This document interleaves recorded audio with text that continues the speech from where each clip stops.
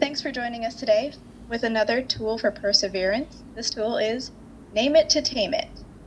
It's a tool designed to help us regain and maintain control over our emotions. And when I thought about this, I was thinking of it as similar to the sail of a sailboat, right? So if a sailboat is not using their sail, they're really at the mercy of the waves. Whereas if they are using their sail, they have that as a tool that allows them to regain a sense of control and get to your destination safely. So the phrase name it to tame it, I cannot take credit for that. That was coined by Dr. Daniel Siegel, who is an author and a psychologist. And so it's important to remember with this tool that emotions are going to happen. We wouldn't want to stop all of our emotions altogether, but we do need to find ways to have a sense of control over our emotions. My coworker always quotes Patti LaBelle, actually, when she's talking about her diabetes and says that she says, I have diabetes, but diabetes does not have me. So the Name It to Tame It tool can give us a similar perspective over our emotions. I have emotions, but my emotions do not have me. So this helps our emotions to inform us rather than overwhelm us. So how does this work? Essentially, we're just describing our sense of our emotion in that time. We're putting a name to it. So when you have an emotional response to something, our limbic or lower brain starts pumping out those stress hormones to our muscles and really preparing ourselves for a fight, flight, or freeze response. And remember that this is deeply wired into our brains, right? And it can be really hard to pump the brakes on that response. So don't worry there, that's understandable, but we do have this tool in our tool belt to help us even when that's happening. Fight, flight, or freeze can be helpful at times if we are in real danger, but of course it's not really as helpful in the middle of daily life, in the middle of our regular interactions with coworkers or friends and family, and it's especially not helpful if it's happening over and over again, right? So what can we do in that moment? Well, once we are aware that we're having that kind of strong emotional reaction, the next step is to describe it or put a name to it. Whether that's putting words to that feeling, just thinking it to yourself, or even out loud. And so just remember that that process by itself, choosing words to describe our emotions, it actually jumpstarts our executive or higher brain functioning and simultaneously calms down our emotional or limbic brain response. There is actually some research behind this. It's pretty cool. There were fMRI brain scan research studies from UCLA showing that the process of labeling an emotion can actually decrease the activity in our emotion centers of our brain, which includes the amygdala, by sending calming neurotransmitters through those areas. And by slowing down the emotion centers of our brain, we are allowing the executive functioning parts of our brain time to catch up, time to filter and organize what's going on, have more of an opportunity to take back control, allows you a moment to have a more rational and thoughtful response to those emotions and what's going on in that situation, and even begin problem solving if you need to. This is really important because we need to have a capacity to be with intense emotion and then to choose how we respond. It's important because if we do not build our capacity to be with those emotions and kind of keep our control as best as we can easily become maybe fearful or angry or frustrated with our emotions overall and even begin shutting them down.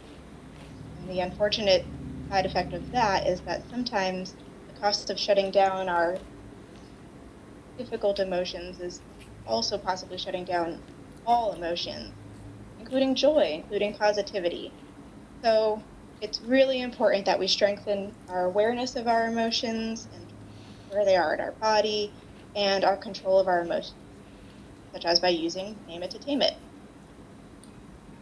This can kind of help us to get through our day a little more easily sometimes, make good decisions, and also keep all the good feels available to us as well. There are a few different ways that we can do the name it to tame it process with music. So I've included 3 ideas for you. One of them would be a lyric study or a lyric analysis. In this case, you would be looking for songs with relatable lyrics that help you in this process of putting words to your feelings. So I've included here just an excerpt of the lyrics from What's Outside for Non-Blondes, and you can see that I've bolded some phrases just as examples of lyrics that might help you put words to what you're feeling. So in the end of that first line, 25 years and my life is still, as I'm hearing that song and I'm looking through the lyrics, I might think, oh, my life is still, yes, that's how I'm feeling. I'm feeling stuck. Even if it's not the exact word in the lyrics, it can help with finding a word to put a name to what you're feeling.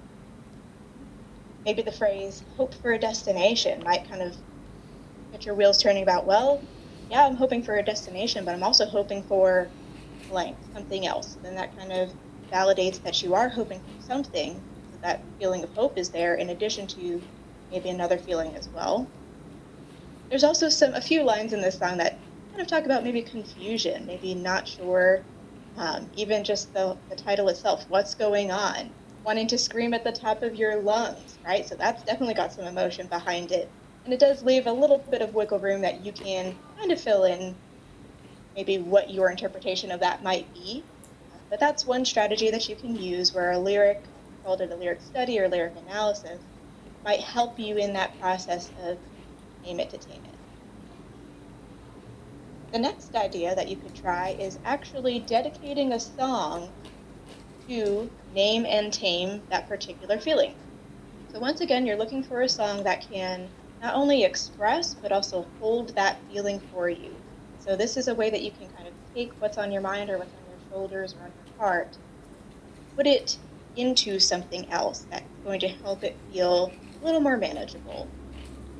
So there's kind of a bonus step on this song dedication strategy is that once you decide, yes, this song, I can dedicate it to this feeling, it does a good job of expressing what I'm feeling and holding that feeling for me, you can then create something to represent that dedication. So for example, maybe an album cover for that song that is a creative representation of how that song is dedicated to that feeling and holding that feeling for you.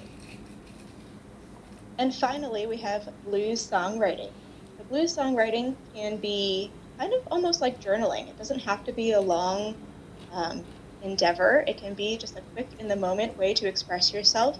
And it can be a really good option if trying to think of an existing song to name and tame your feeling might be too challenging in that moment. It might not really work for you, and maybe you're better served by using your own words.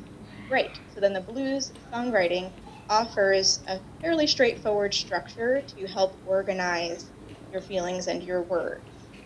Another bonus with the blues is you can have pretty much as many or as few verses as you need. And so within a blues verse, you'll have 3 lines of lyrics. The first and second line are a repeat of each other.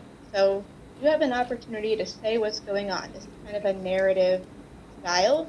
You don't even have to sing, but of course you can if you want to, but you can feel free to just essentially just blurt out what it is that's on your mind, right? So I've included an example of there, like, well, maybe you're not even sure what the feeling is yet, but you know what's going on. I've got a lot on my mind, not sure where to start. You get to say that again. I've got a lot on my mind. I'm not sure where to start. And that last line can offer you that opportunity to practice name it to tame it in terms of your emotion in the situation. I'm feeling uncertain and also a little nervous. And that's an entire blues verse worth of lyrics right there. And there are plenty of backing tracks on YouTube. Even typing in just blues backing track will give you lots of musical opportunities to contain your words, containing your name it to tame it phrases within some music. So I hope that some of these suggestions in terms of name it to tame it in general, plus practicing name it to tame it with music, might be helpful and also practical ways to regain a sense of control over your emotions even in day-to-day life.